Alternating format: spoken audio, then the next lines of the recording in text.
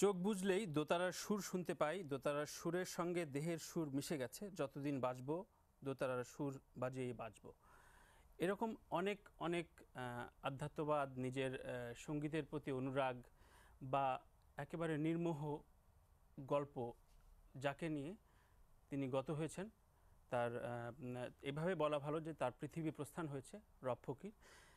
তাকে ট্রিবিউট করে আজকে আমরা ইয়াং নাইট লাভ বক্সটা সাজিয়েছি এবং আমরা আমরা বলবো যে উই আর সো লাকি যে আমরা আজকের এই কনভারসেশনে যে দুজন রয়েছেন, একজন আমাদের স্টুডিওতে রয়েছেন লাবিক কামাল গৌরব, যিনি তার একেবারে সরাসরি শিষ্য, তা অনেক অনেক স্মৃতি রয়েছে। আর স্কাইপিতে আমাদের সাথে রয়েছেন সুদূর নিউ ইয়র্ক থেকে মাকসুদুল হক। আমি তার সাথে ঘনিষ্ঠ অনেক অনেক স্মৃতি রয়েছে রব ফকিরের, এবং মাকসুদুল হক তার পরিচয় আর বা আলাদা করে দেবার কিছু নেই। তিনি ব্যান্ড তারকা, রকস্টার, পাশাপাশি অবশ্যই একজন লোকগীতি গবেষক। তো আমরা আজকে কনভারসেশন শুরু করি। ম্যাক ভাই, ওয়েলকাম আমাদের আজকের রব ফকির ট্রিবিউট শোতে। এবং গৌরব, শুরুটা আসলে কীভাবে করবো আমিও ঠিক মানে অগোছাল হয়ে যাচ্ছি। শুধু বলি যে প্রথম দেখা আমি ম্যাক ভাইয়ের কাছ থেকে শুনবো, আপনার কাছ থেকে শুনতে চাই প্রথম সাক্ষাৎটা। ধন্যবাদ তারেক, ওয়েলকাম গৌরব। আসলে আমার জন্য, আমার থেকে অনেক গৌরবের জন্য বিষয়টা প্রচন্ড হৃদয় বিদারক হওয়ার কথা। গৌরবের সাথে সাইজির যোগাযোগ সে অনেক বছরের, এবং গৌরব দীক্ষা নিয়েছেন আমাদের এই সাধু সঙ্গীতের যে দীক্ষা, সম্পূর্ণ দীক্ষাটা নিয়েছেন রব ফকিরের সাথে, এবং রব ফকির তাকে প্রচন্ড স্নেহ করত। তো আমার দুঃখ থেকে আমরা নিশ্চিত যে গৌরবের কষ্টটা আমি অনুভব করতে পারছি। একটা সন্তান তুল্য ছিল। রব ভাইয়ের সাথে আমার সাক্ষাৎটা প্রথম হয় বোধহয় 95-96 একটি সাধু সঙ্গে, সেটা ছিল বিষ্ণুপুর কুষ্টিয়ায়। 3 দিন ব্যাপী সেই প্রথম সাক্ষাৎ, এবং আমরা 2-3 রাত একসাথে ছিলাম। তো সেই সুবাদেই আর কি ওনার সাথে প্রথম পরিচয়, কথা, তারপর মাঝখানে একটু যোগাযোগ বিচ্ছিন্ন থাকে। মাঝে মধ্যে যদি কুষ্টিয়া বা সেভিয়াতে আমার যাওয়া হয়, বা কখনো কখনো চুয়াডাঙ্গাতে সাইজির সাথে দেখা হয়েছে, বা কোনো সময় ঢাকাতে কোনো অনুষ্ঠানে হঠাৎ করে জড়িয়ে ধরতো, আরে মাকসুদ ভাই কেমন আছো, এটা সেটা। খুব ভালো কাছের মানুষ। তো 2009-তে গিয়ে সে ওই যে যখন বাউল ফিউশনের নির্মাণটা আমরা করলাম, প্রথম একটা ব্যাপক মাপের একটা ফিউশন অনুষ্ঠান, এবং সেখানে তাকে 3 দিন ঢাকায় এনে রিহার্সাল করে, আসলে যেভাবে ফিউশন অনুষ্ঠানগুলো হয় বাংলাদেশে, তাতে আমি খুব খুশি না। মানে আমরা সাথে নিয়ে আসি এবং সাথে ওনারা একটা সাথে বাজায়, আমরা সাথে একটা বাজায়, একটা রীতিমতো তামাশা। তো সেটা আমি বিপক্ষে ছিলাম বিধায় আমি সাধুদেরকে আসতে বলি। তো রব ফকির এসে উঠেছিলেন আমার বন্ধু হারুন রশিদের বাসায় উত্তরায়, সেখানেই আবার আমাদের রিহার্সাল করি, এবং সাইজির সাথে 2-3 দিন রিহার্সাল ওনার মতো করে, যন্ত্রের টিউনিং কতটুকু কি হতে পারে। তো ম্যাক ভাই, আমরা সেই ছোট ক্লিপটাও রেখেছি সাথে, এটা আমরা একটা পর্যায়ে দেখাবো। আমি একটু গৌরবের কাছ থেকে একটু স্মৃতি কথা নিয়ে আবার ফিরছি। ম্যাক ভাই, আপনি আমাদের টোটাল কনভারসেশনের সাথে কষ্ট হলেও শুধু নিউ ইয়র্ক থেকে থাকবেন আমাদের সাথে। গৌরব, একেবারে শুরু সাক্ষাৎটা যদি বলতেন। রব ভাইয়ের সাথে আমার পরিচয়, মাকসুদ ভাইয়ের যে বললেন 96-97, আমারও ওর আশেপাশে 99-এর দিকে আমার প্রথম পরিচয়। তো আমি আসলে তখন ক্লাস 8-9-এ পড়ি। তো আমি বাবা মার কাছে সবসময় রবীন্দ্রনাথ, নজরুল, লালনের গান শুনে অভ্যস্ত, এবং পারিবারিক কারণে। তো আসলে লালনের গানের ব্যাপারে কিছুটা আগ্রহ বেশি জাগে, যেটার কারণে এক সময় কুষ্টিয়া যাওয়ার ইচ্ছা জাগে। এবং ওই বয়সে ঠিক ছেড়ে যাওয়া, বাড়ি ছেড়ে যাওয়ার এইটা আসলে কারণ তো আমি বলতে পারবো না। আমি অনুমতি বা সে ধরনের কোনো সমস্যা হয়নি। এটা প্রথম তো একটু সমস্যা হয়েছে, কিন্তু সেটার জন্য আবার মানে বিশেষ করে গ্রেডসের দিকে, মানে পড়াশোনার দিকটা খেয়াল, ওইটা ঠিকঠাক থাকলে বুঝতাম যে বাকি জিনিসপত্র হিসাব মেলবে। তো ওইটা ঠিকঠাক রাখার চেষ্টা করি, বাকিটা করার চেষ্টা করতাম। তো প্রথম যখন আমি যাই কুষ্টিয়া, খুবই ইন্টারেস্টিং। আমার ঈদের 1000-2000 টাকার জমেছিল, সেখান মানে সালামি করে যা হয় আমাদের ইয়েতে। তো সেইটা নিয়ে আমি একটা গিটার কাঁধে এবং একটি ব্যাকপ্যাক নিয়ে কুষ্টিয়ার পথে রওনা হই। কাউকে চিনি না, কাউকে জানি না, বা কোনো লিঙ্ক ছাড়াই আর কি কুষ্টিয়ার উদ্দেশ্যে রওনা হই বাসে। তারপরে সেইখানে পৌঁছে যাওয়ার পর একটা হোটেল পেলাম, পদ্মা হোটেল। তখনকার খুব 100 টাকা রাত থাকতাম, আচ্ছা এবং সেখানে থেকে যাতায়াত করতাম এর আশেপাশে, আখড়া এবং তার আশেপাশে। তো 3-4 দিন ঘোরার পরে আমি আসলে একটু বিপাকে পড়ি। 3-4 দিন ঘুরতে ঘুরতে যে বিভিন্ন, আসলে সব ধরনের বাউল তো আর প্রকৃত বাউল জি, বলা কঠিন, সব ক্ষেত্রেই থাকে। সব জায়গায় সব ধরনের মানুষ থাকে। তো আমি আসলে গিয়ে কিছু খপ্পরেও আচ্ছা, পড়েছিলাম আর কি। আমি নাম বলতে চাই না, না, ইয়েতে দরকার নেই। নাম বললে হয়তো সবাই চিনবেন। তো 3-4 দিনে মোটামুটি আমার 1000 খানেক টাকা খরচ হয়ে গেছিল হচ্ছে ওই 2000 এর ভেতরে? 2000 এর ভিতরে। আচ্ছা, খুবই কষ্টকর ব্যাপার। তো মানে শুধু গান, মানে অন্য খরচ না, শুধু গান শুনতে গিয়ে। আচ্ছা আচ্ছা। তো তো আখড়ায় গিয়ে যে গান শুনতে খরচ হবে সেটাও আমি আসলে আশা করি না। কিছু অসাধু সাধুর ইয়েতে, এক ধরনের ইয়েতে পড়েছেন। তো আমি চিন্তা করলাম 4র্থ দিন আমি ফেরত চলে আসবো, কারণ যেহেতু আমার বাস ভাড়াও আছে, ইয়ে আছে, সবকিছু আচ্ছা, মিলে যে আমি চলে আসবো। তারপরে কোনোভাবে ভাবলাম যে না, থাকি, আরেকটা দিন থাকি, দেখি, কারণ একটা জিনিসের সন্ধানে গিয়েছি, আচ্ছা। একটা জিনিস বোঝার চেষ্টা, নিজেকে খোঁজার চেষ্টা আসলে। আচ্ছা মানে তো তো গেলাম, সে 4র্থ দিন মাজারে গিয়ে, তখন 96 সালে আসলে অডিটোরিয়ামটা বানানো শুরু হয়, যে অডিটোরিয়ামটা এখন আছে। 98 দিকে আন্ডার কনস্ট্রাকশন। তো আমি গেলাম, গিয়ে দেখি অডিটোরিয়ামের নিচে একজন সাধু হচ্ছে গান করছেন, আশেপাশে অনেক ছাত্রছাত্রী এবং ভক্তরা বসে আছেন, এবং তারা সাথে টুকটাক বাজাচ্ছেন এবং গান করছেন। তো আমি গিয়ে একেবারে মুগ্ধ হয়ে, আমি বুঝলাম না যে এতদিন কি শুনলাম আর তখন কি শুনছি, বসে পড়লাম। আচ্ছা। ঘন্টা 2-1-3 গান শুনলাম। কে গাইছিলেন? সেখানে আসছি। আচ্ছা প্লিজ। তো ঘন্টা 2-1-3 গান শুনলাম। তো একজন লোকই মূলত গান করছেন, ওনার ছাত্ররাও গান করছে। তো গান শুনে আমি খুব আপ্লুত হয়ে ওনার কাছে গেলাম, যে আমি গত 3 দিন যে গান শুনছি সেটাতে আমার মন ভরে নাই, তো 4র্থ দিন আমি যে গান শুনছি আমার মন ভরেছে। তো আমি গিয়ে তাকে কিছু টাকা সাধার চেষ্টা করলাম, যে যে ওনার এফর্টের জন্য, যে আমি যে আনন্দটা পেয়েছি, যে সেটার জন্য। ছোট করে কিছু একটা যদি আমি উপহার দিতে পারি তাকে। লোকটা আমার উপরে খুব চেতে গেল।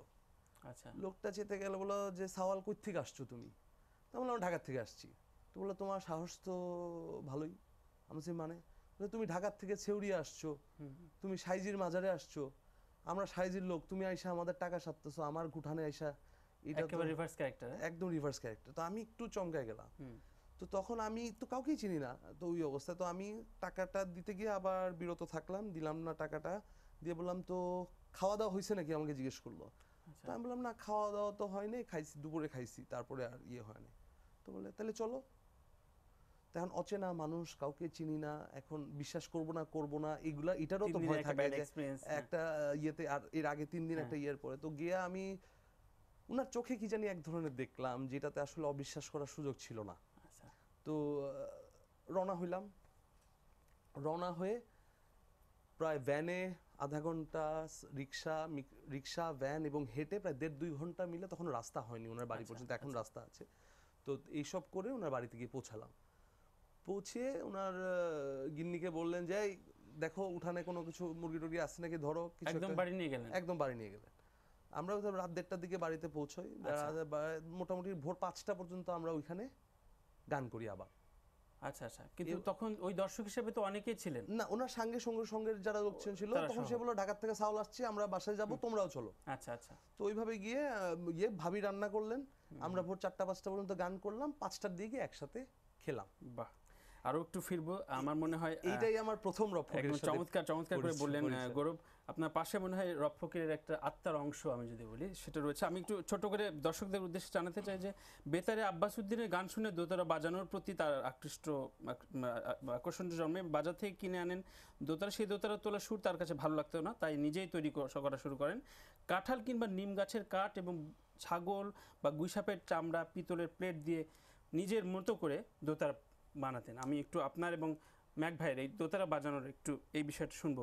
মাকসুদ ভাই, আমার জানা মতে যে কিছুদিন আগে এবং তার প্রয়াণের পরে আপনি একটা লেখা লিখেছেন, দোতার বিষয়টা এসেছিল। রব ফকির এবং তার দোতারা সম্পর্কে একটু যদি বলতেন আমাদের। মনে হয় একটু কানেকশনে আমরা গৌরবের কাছে আসি। আমি এই বিষয়টা শুনতে চাই, আমার মনে হয় খুব ইমোশনের জায়গা। একটু যদি আজকে রব ফকিরের দোতারাটা তার একটা প্রাণের যন্ত্র ছিল, তার মেইন যন্ত্র ছিল দোতারা, এবং দোতারা বাজিয়ে গান করতেন। এবং সাধুর সঙ্গে আসলে যখন বিভিন্ন মানুষ গান করতো, ফকিরের হাতেই দোতারাটা বেশিরভাগ সময় থাকতো। কারণ সাধারণত বাউল ইয়েতে যার হাতে দোতারাটা থাকে সে আসলে পুরো দলটাকে কন্ট্রোল করে, কারণ এটা মেইন যন্ত্র, রিদম lead এবং দেয়। লিড দেয় আর কি। তো তিনিই ধরে রাখতেন আসলে। এটা হচ্ছে তার বাজনা দক্ষতার জায়গা থেকে এবং সিনিয়রিটির জায়গা থেকে সে সবসময় এই দায়িত্বটা পালন করতেন ঘন্টার পরে ঘন্টা। এই যে 12টায় শুরু হলো, ভোর 5টা 6টা 7টা টানা 4 ঘন্টা 5 ঘন্টা 6 ঘন্টা বাজিয়ে যেতে নিরলস, জি এটা কোনো ইয়ে নাই। আর যদি বাজনার কথা বলি, উনার বাজনা একটা আলাদা একটা ব্যাপার ছিল। উনার যে দোলা, জি মানে আমি বলবো যে আমরা তো আমাদের জায়গা থেকে দেশে যারা দোতারা, মানে দুই ধরনের বাজনা আছে। একটা হচ্ছে গোছানো ফরম্যাট করা বাজনা, যেটা হ্যাঁ। আমাদের টিভি এবং সব জায়গায় অনেক মানুষই বাজিয়ে থাকেন, যেটা আমরা ইউজুয়ালি দেখি। দেখি টিভিতে। হ্যাঁ, অনেক বড় বড় শিল্পীরা আছেন, মোকাদ্দেস ভাই আছেন, অরূপ আছেন, বিভিন্ন বড় বড় বাদক আছেন যারা সুন্দর দোতারা বাজায়। উনার বাজনাটা একটু আলাদা ছিলেন। আচ্ছা, প্লিজ গৌরব আপনার হাতে রাখুন এবং আমি মাকসুদ ভাইয়ের কাছ থেকে একটু জানতে চাই। মাক ভাই তার প্রয়াণের পরে ইত্তেফাকে লিখেছিলেন যে তার রব ফকির এবং তার দোতারা বাজনা এবং তার দোতারা টিউনিং সম্পর্কে একটা চমৎকার ব্যাখ্যা দিয়েছেন। আজকে দর্শকদের উদ্দেশ্যে যদি বলতেন তার দোতারা প্রসঙ্গে এবং তার এই যন্ত্রের প্রতি দখল তিনি নিজে কিভাবে বানাতেন বা আপনার দেখা রব ফকিরের দোতারা নিয়ে। আসলে আমি ওনার নিজের উনি দোতারাটা বানাতেন কি করে সেটা আমার খুব একটা ভালো ধারণা নেই, কারণ এমনি তার সাথে আমি কথা বলিনি। পারফরমেন্সের প্রসঙ্গে তবে তবে একটা জিনিস বলি যে দোতারাটা কিন্তু খুব একটা কমপ্লেক্স যন্ত্র, এবং দোতারাটা কিন্তু আমাদের কাছে ধারে যারা বাজানো শিখছে তাকে আমি সবচেয়ে কাছ থেকে পেয়েছি কিন্তু গৌরবকে সেই 90 মানে ধরো তোমার 2000 সন থেকেই দেখছি সে টুংটাং চেষ্টা করছে। It's a very complicated instrument, এবং দোতারা অনেকেই বাজায়, যেটা গৌরব বললো একই কথা আমিও বলবো, অনেক সুন্দর সুন্দর ভালো দোতারা বাদক আছে। একটা ছিল যে এই যন্ত্রের টিউনিংটা কিন্তু খুবই কমপ্লিকেটেড, এবং আমার মনে হয় না, আমি অনেক দোতারা প্লেয়ার দেখেছি, এবং ওই যে বাউল ফিউশন এনিগমা শোটা যেখানে আমরা করেছিলাম সেখানে কিন্তু আরেকজন দোতারা বাদক ছিলেন, হাশেম চিশতি। সেও স্বীকার করলো যে মাকসুদ ভাই আমি এত বছর ধরে বাজাই। হাশেম চিশতি প্রায় 20 বছর ধরে দোতারা বাজায়। সে বললো মাকসুদ ভাই রব ফকিরের কাছ থেকে ধারের কাছ থেকে আমরা কেউই বাজাতে তো পারি না, শুরু করতে পারি না। মানে উনার যন্ত্রটার সুরটা খুবই কমপ্লিকেটেড এবং অনেক দুর্দান্ত, এবং পসিবলি বিকজ উনি পারফেক্ট সুরটা করতে পারতেন, উনি তার নিজের ছন্দ, নিজের দোলা, নিজের ভাব, মানে ওইটা উনার দেহেরই একটা এক্সটেনশন হয়ে গেছে, একদম একদম দেহেরই একটি অংশ হয়ে গেছিল, এবং সেটাকে উনি যেভাবে খুশি আলোড়িত করতে পারতেন, মানুষকে আনন্দ দিতে পারতেন। অতএব আমার মনে হয় না, আমি জানি না গৌরব হয়তো আমাকে ডিসপিউট করতেও পারে, ম্যাক ভাই দেখছেন নিশ্চয়ই রব জি এত ভালো দোতারা বাদক বা এত ভালো দোতারা টিউন করতে পারে এরকম লোকের সংখ্যা কিন্তু খুবই কম। সেটা, এবং রব ফকিরের দেয়া দোতারা একেবারে নিয়ে আমাদের গৌরব বসে আছেন। আমি একটু বাজনা না শুনে আসলে প্রশ্ন খুব করতে চাচ্ছি না এই সময়টা, এবং এটা হাতে পাওয়ার গল্পটা শুনবো ছোট করে।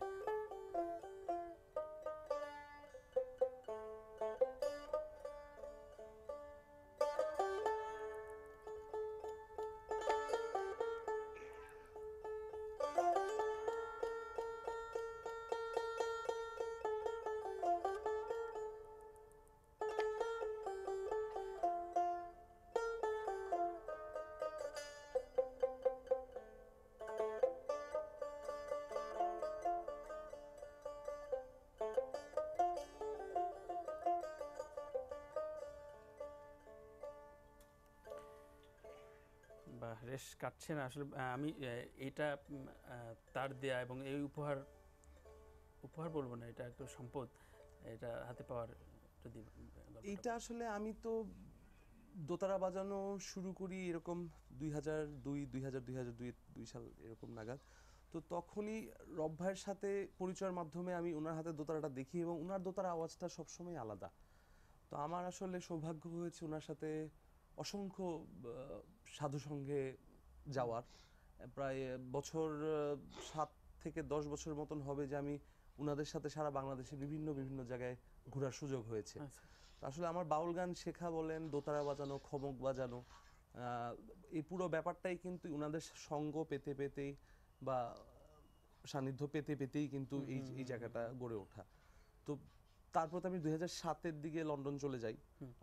98 থেকে নিয়ে 7 পর্যন্ত মোটামুটি এই দৌড়াদৌড়ি ছিল আমার। তারপরে 4-5 বছর ছিলাম না। আচ্ছা, কিন্তু তার মধ্যে যখনই যাই যোগাযোগ আসি ছিল। যোগাযোগ সবসময় ছিল, ওখান থেকেও যোগাযোগ হতো, যখনই ঢাকায় আসতাম সবসময় যোগাযোগ হতো। আর এই যন্ত্রটা নেয়ার ব্যাপারে হতো যে উনার আসলে আমার প্রথম দোতারা এটা না, আমি প্রথম আরেকটি দোতারা আমার নানি আমাকে একটি দোতারা দিয়েছিল, ওইটা দিয়ে শেখা শুরু করি আরিফ ভাইয়ের কাছে, আমার আরেকজন শিক্ষক। আচ্ছা, তো রব ভাই যে দোতারাটা বাজান ওটার আওয়াজটা সবসময় অনেক বেশি ভলিউম ছিল, অনেক লাউডার। আচ্ছা, এইটার মানে অন্য গল্প আছে যে ভিতরে খোদাই কতটুকু হয়েছে, যন্ত্রের ভিতরে স্পেস কতটুকু বের করা গেছে, চামড়ার থিকনেস কতটুকু, ব্রিজে কি লাগানো হয়েছে, কি ফ্রেটটা ব্যবহার হচ্ছে, কি কাঠটা ব্যবহার হচ্ছে, অনেকগুলো ব্যাপার আছে। এইটা যেরকম কাঁঠাল কাঠের দোতারা, নিম কাঠের দোতারা অনেক ভারী হয়, কাঁঠাল কাঠেরটা একটু হালকা হয়। আচ্ছা, আচ্ছা, তো আমি সাইজির কাছে সাইজির দোতারা বিভিন্ন সময় বাজানোর সুযোগ হয় অনুষ্ঠানে, এবং অনেক সময় সাইজি নিজে বাজায় উঠার সময় আমার ঘাড়ে দোতারা দিয়েও উঠেছেন যে না তুমি একটু বাজাও, আমি একটু বাহ। দম নিয়ে আসতেছি বা আচ্ছা, একটু বিশ্রাম নিয়ে আসতেছি। তো এই এই ভালোবাসাও আচ্ছা, এটা আচ্ছা। একটা বিশাল ব্যাপার। আচ্ছা, একটা প্রশ্ন আমার খুব জানতে ইচ্ছা হচ্ছে, ঠিক কবে মনে হলো বা কবে থেকে হৃদ্যতার একটা সম্পর্কে খুব ঘনত্ব থাকে না, যে আমি একনিষ্ঠ ব্যাপারটা আমি আসলে এই প্রথম পরিচয়ের পরে আমি বুঝতে পারি যে এই লোকটা 10টা লোকের মতন না। আচ্ছা, এবং প্রথম পরিচয়ের পরে মানে প্রেম তো অনেক ধরনের থাকে, জি, জি, জি, এক ধরনের প্রেমে পড়ি ওনার, যে মানে একটা মানুষ, উনি কিন্তু একজন শুধু মানুষ, উনি একজন ইনস্টিটিউশন। অবশ্যই। হ্যাঁ, মানে এই জেনারেশনের যারা বাউল আছেন, যারা বাউল গান করেন, তারা ওনাকে একটা ইনস্টিটিউশন হিসাবে দেখেন। অবশ্যই, এবং এই গুরুভক্তি গুরু প্রেম নিয়ে আরও অনেক কথা শুনবো, আপনার কিছু প্ল্যানও রয়েছে তার ফ্যামিলিকে কন্ট্রিবিউট করার জন্য। আমরা ছোট্ট করে একটা ক্লিপিংস দেখে আসবো, মাকসুদ ভাই যেই অনুষ্ঠানটিতে ছিলেন এবং সেই সময় রব ফকিরের বলা কিছু কথা আমরা একটু স্ক্রিনে দর্শকদের উদ্দেশ্যে। সবাই আপনাদের ভালো বলবে, কারণ সারা পৃথিবীর জন্য আপনারা কাজ করছেন। আমি অনেক দেশে গিয়েছি এই বাংলাদেশ বাদেও, যেখানে যাই আমাদের ভাষা অনেকে বোঝে অনেকে বোঝে না। এই মাথা দোলায় মিউজিকের সাথে, মাথা দুলাইতে দুলাইতে এক সময় দেখা যাচ্ছে 4-5 দিন আমাদের সাথে ঘোরে ঘোরে আর মাথা দোলায়। এক সময় সে আমাকে জিজ্ঞাসা করে যে রব ভাই এই গানটার অর্থ কি, কিন্তু সে টপ করেই জিজ্ঞাসা করে না, আগে মাথা দোলানোর পরে, মানে খানিক নাচানাচি করার পরে। এই যে আপনারা যে মিউজিক দিচ্ছেন, এতে আমাদের মনে হয় সারা পৃথিবীর মানুষের ভিতরে একটা ঝাঁকি দেবে। এই ঝাঁকি দিয়ে প্রথমে তার একটা ভাব আসবে এবং আস্তে আস্তে সে ভাববে যে আমি রোজই তো এই গান শুনে মাথা লড়াই, সাইজির এই গানের অর্থ কি। আমার মনে হয় একদিন সে অর্থ বুঝবে, বুঝে আস্তে আস্তে সাইজির কাছে আসবে। এরা আমরা অনেক বিদেশি টুরিস্টদের দেখি সাইজির ধামে এসে আমাদের সাথে রাত দিন পড়ে থাকে। যাই হোক, কথা আর আমি বেশি বলবো না। চমৎকার, আসলে মানে এই সহজিয়া ঢঙে অনেক কিছু বলে দেওয়ার। এটা আসলে রব ভাইয়ের একটি আলাদা ব্যাপার ছিল। আরো অনেক বাউল আছে যারা ব্যাপারটাকে অনেক সিরিয়াসলি নেন এবং ধরাছোঁয়ার বাইরে লালন ফকির এরকম একটা জায়গা থেকে মাঝে মাঝে শুরু করেন। সাধুর ব্যাপারটা এরকম ছিল যে উনি খুব সহজেই মানুষকে আমন্ত্রণ জানাইতো সাধুর গান শুনতে, করতে এবং বাজাতে। সেটা দোতারা হাতে হোক, গিটার হাতে হোক, না কি যন্ত্র হাতে, সেইটা সে আসলে তাকাতো না। মানে একটা উদার জায়গা থেকে যে না সাইজির কাছে আসুক, কি পদ্ধতিতে আসছে, কিভাবে আসছে, এটা বড় কথা না, সাইজির কাছে যদি আসে সেটা হচ্ছে সবচেয়ে বড় কথা। আমার ম্যাক ভাইয়েরও কিছু বলা আছে, তবে দুজনকে একটু থামাচ্ছে ছোট একটা বিরতি নিয়ে, বাকি এই গুরুভক্তি গুরু প্রেম নিয়ে আরও অনেক কথা শুনবো। প্রিয় দর্শক, বুঝতে পারছেন আজকের লাভ বক্সে আসলে ঠিক অন্য পর্যায়ের একটা আলাপ হচ্ছে, অবশ্যই মুগ্ধতার আলাপ। অপেক্ষা থাকুন, খুব শীঘ্রই ফিরছি।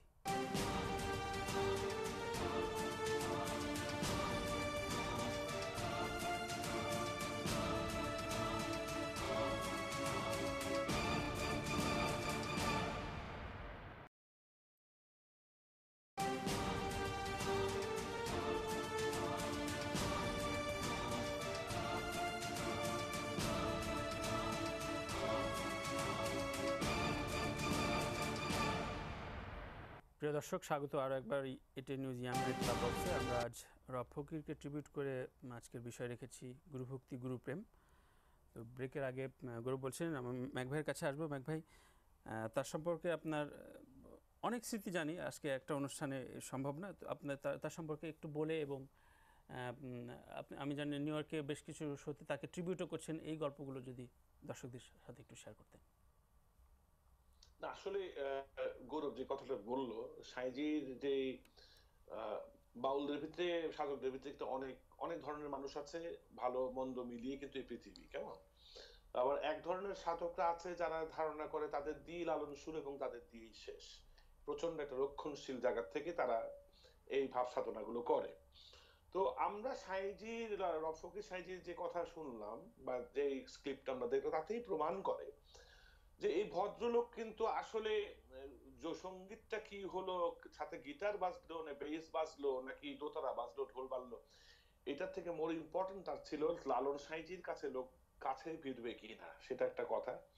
আর আমাকে যেটা বলতো যে মাকসুদ, সাইজির বাণীটা যেভাবে হোক, যে ফরম্যাট হোক, পৃথিবীর কোনায় কোনায় ছড়াতে হবে।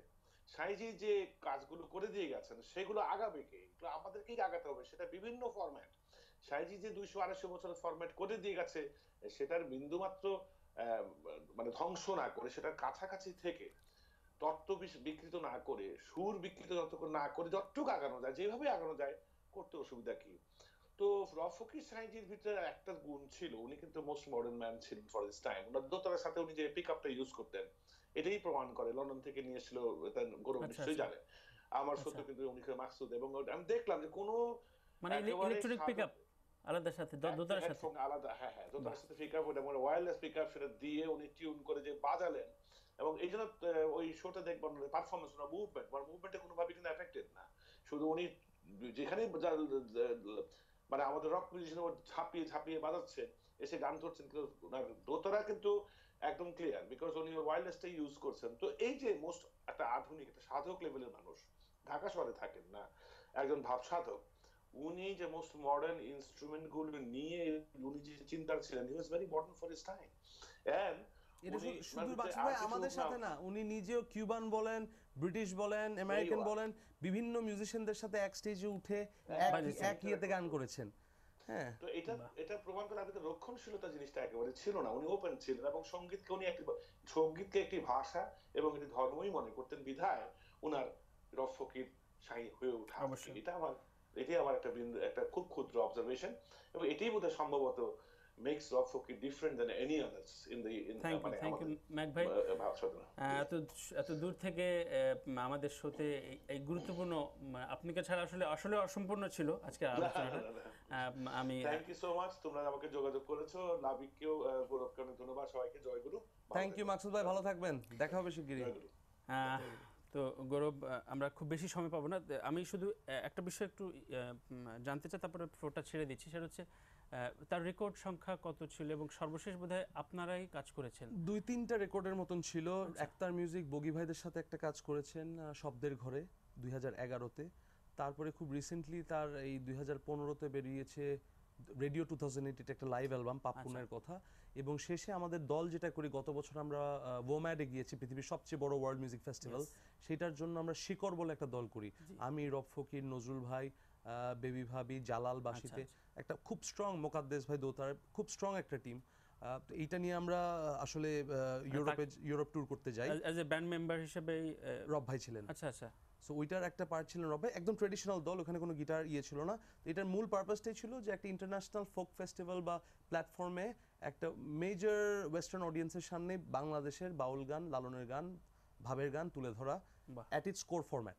শিকড়ের গল্পটা যদি একটু। শিকড়টা আমরা গত বছর 2015-তেই গঠন করি। নজরুল ভাই এটার হচ্ছে নেতৃত্ব দেন ব্যান্ডটার, এবং এইটা আসলে এই ওম্যাডকে লক্ষ্য রেখেই দলটা করা। আচ্ছা। এবং আমাদের জন্য খুব সাকসেসের ব্যাপার যে রব ভাইকে নিয়ে আমরা পৃথিবীর সবচেয়ে বড় ফোক ফেস্টিভ্যাল অ্যাটেন্ড করেছি এটা আমি ইউটিউবে দেখেছি, গত বছর। দর্শকরাও চাইলে ইউটিউবে দেখতে পারেন। অসাধারণ বিষয়টা, চারপাশে মাঠের প্রায় চারপাশে 110টা দেশের Correct. থেকে লোকজন গিয়েছে বাজাতে। আমরা লাকিলি টপ 10 ব্যান্ডসের মধ্যে ছিলাম, যারা বিবিসি, গার্ডিয়ান, ইন্ডিপেন্ডেন্টের মতন সব পত্রিকায় রিভিউড রিভিউড হয়েছে। এটা আমি আপনাদের কিশোর কিশোর ভাই আমাদের প্রোডিউসার ব্যান্ডের।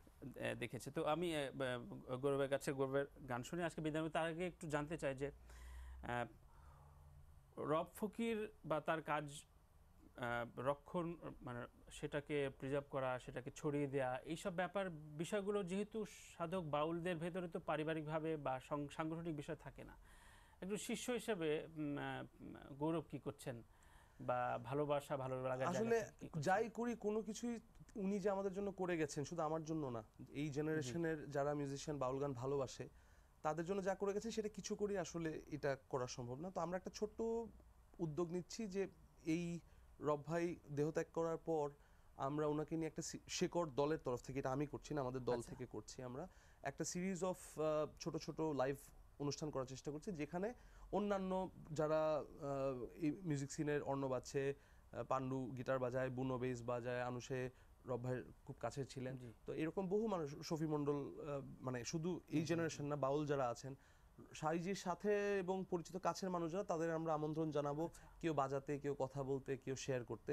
তো এই 4-5টা শো করলে ওখান থেকে যদি কিছুটা যদি মানে কুষ্টিয়ায় পাঠানো যায় বা ইয়ে হয়, সেটা একটা খুব জানতে ইচ্ছে হচ্ছে, খুব প্রিয় থাকে না, প্রিয় গীত, প্রিয় গানটা যেটা নিয়ে রব ভাইয়ের সাথে আপনার খুব কনভারসেশন? আসলে এইটা খুব ডিফিকাল্ট একটা প্রশ্ন। আমি আজ পর্যন্ত কোনো গান রেকর্ড করিনি ওনার সাথে কথা না বলে। আচ্ছা আচ্ছা, যে আমি হয়তো 15-20টা গান লালনের হতো, বা আরো বেশি হয়তো 30টা গান রেকর্ড করেছি, বা যাই রেকর্ড করেছি সব সময় তার আগে কথাটা ঠিক আছে নাকি চেক করা। তো কিন্তু রেকর্ডের বাইরে তো শয়ে শয়ে হাজার হাজার গান, এবং এরকম হয়েছে ওনার সাথে আমার এক গান নিয়ে সারা রাত কেটে গেছে, বা একটি লাইন নিয়ে সারা রাত কেটে গেছে, যে এই লাইনটা কেন এইভাবে বললে, এই শব্দ কেন এইভাবে, আসলে বলা কঠিন। কারণ সাইজির গান তো হাজারখানিক গান আছে, এর মধ্যে 200-300 গান মোটামুটি শোনা যায়। তো এর বাইরেও যে গানগুলো আছে এগুলো কেন হয় না, এর মধ্যে কিন্তু কিছু পড়ে থাকা গানও উনি বের করে ট্রেডিশনাল ফরম্যাট সুরে ফেলে এগুলো প্রচারের চেষ্টা করতেন।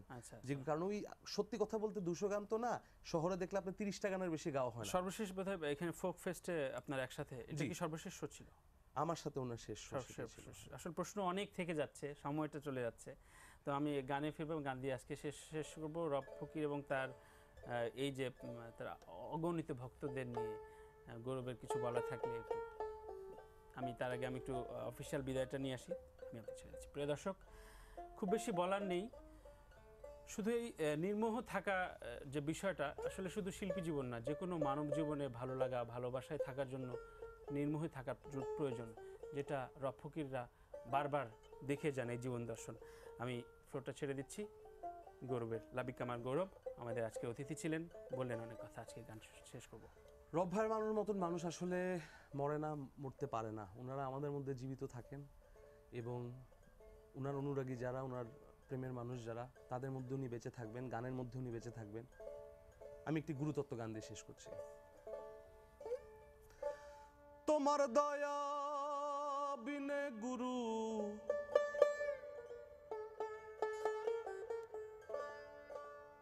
চরণ সাধব কেমনে,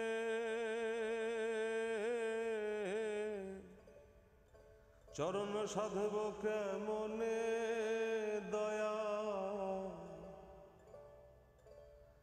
ওরে গুরু দোহাই তোমার মনকে আমার লগো সুপথে,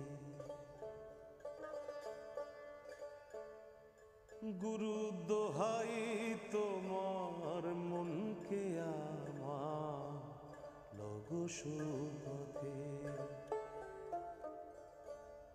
যন্ত্রতে যন্ত্রী যেমনি বাজা বাজে তেমন,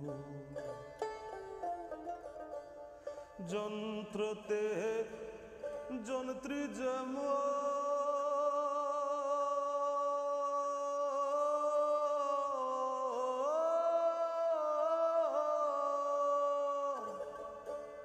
যন্ত্রতে যন্ত্রী যেমনি বাজাও বাজে তেমন, তেমনি যন্ত্র